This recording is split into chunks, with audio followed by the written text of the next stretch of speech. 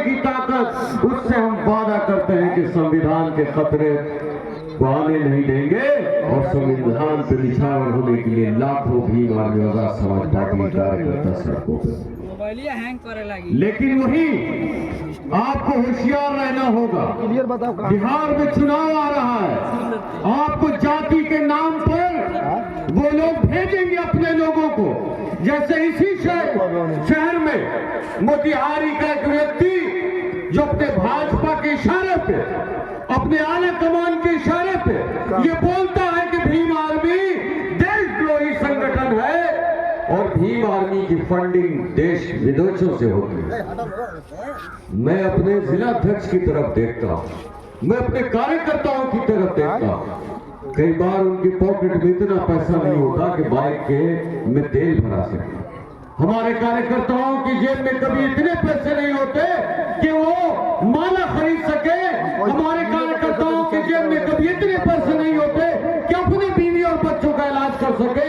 ऐसे संसाधन विहीन लोग, ऐसे युवा साथी जिन्हें रोजगार में होना चाहिए था, जिसे अपने किसी काम पर होना चाहिए था, जिसे अपने करियर बनाने के लिए, भविष्य को सुरक्षित करने के लिए दिल्ली और कलकत्ता में दूसरे भाइयों की तरह मजदूरी या नौकरी करनी चाहिए थी, उस उम्र में मेरा भाई संघर्ष कर रहा है। और वैसे संगठन को, अपने आला कमान को खुश करने के लिए एक मोटे भाई के इशारे पे ये कहता है कि भीम आर्मी देशद्रोही संगठन।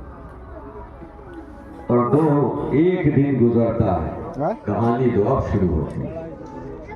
एक दिन गुजरने के बाद उस मंत्री को होश आता है कि मैंने दिल्ली के इशारे में बोल तो दिया भाई, लेकिन समाज से कैसे बचूंगा।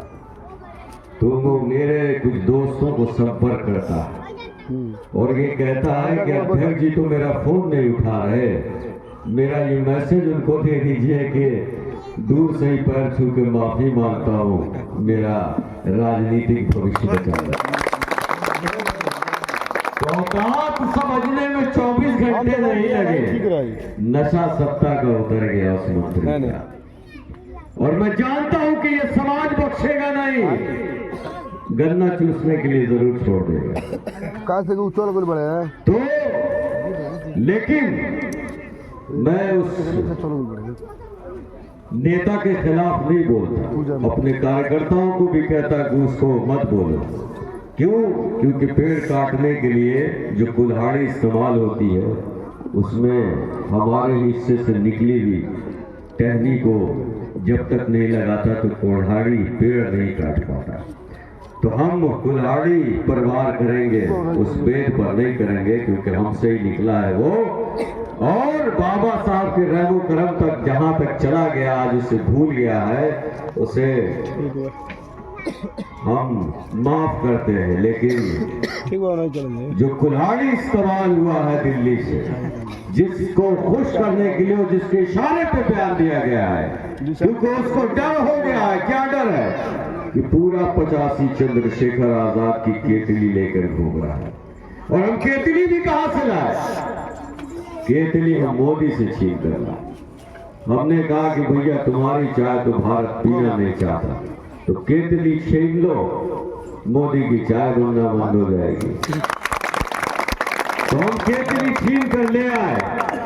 और आज उस मंत्री के उस बयान ने ये बता दिया कि शोषित, वंचित और बहुजनों की पार्टी और संगठन कोई है तो भीम आर्मी और आजाद समाज पार्टी।